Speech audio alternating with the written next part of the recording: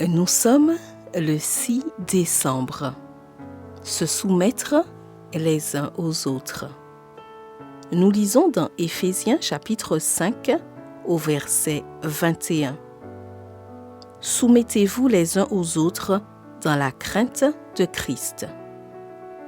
On trouve, selon les versions, l'expression « les uns aux autres » une quarantaine de fois dans le Nouveau Testament.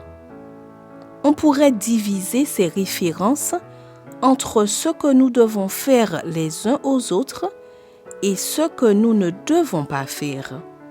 Parmi les premières, on trouve s'aimer, s'accepter, s'exhorter, se soucier, se saluer, se servir, se considérer, se soumettre, se tolérer, se pardonner, s'encourager, compatir, se confesser, prier et s'accueillir.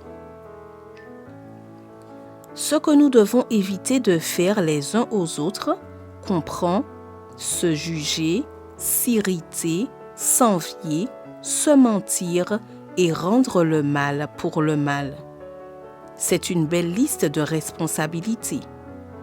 Plusieurs sont mentionnées à plus d'une reprise et celle qui revient le plus souvent est celle de s'aimer les uns les autres.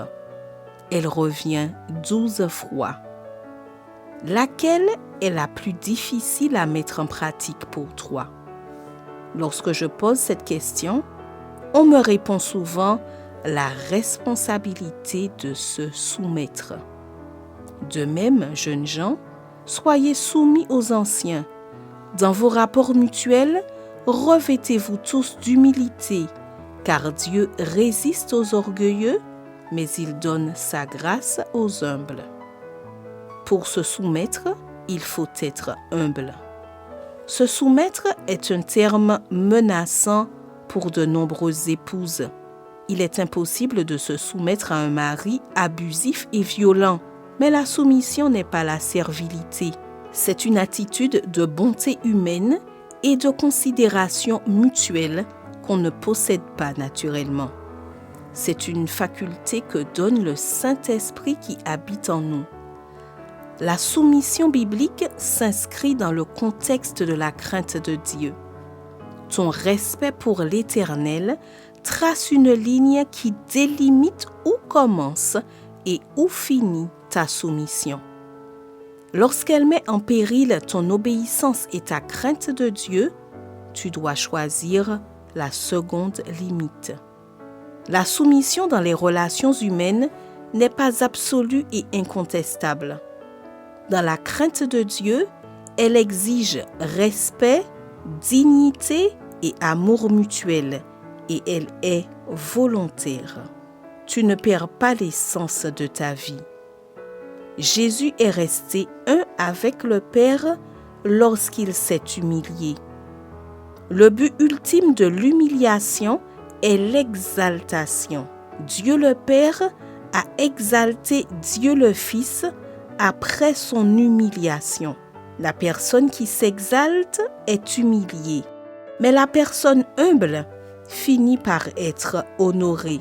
Dieu récompense les personnes humbles et soumises.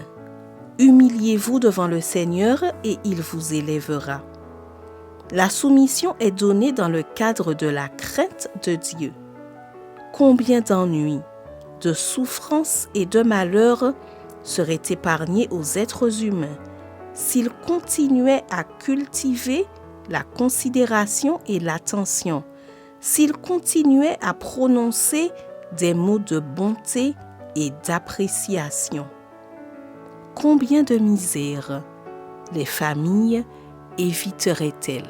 Bonne journée et que Dieu te bénisse.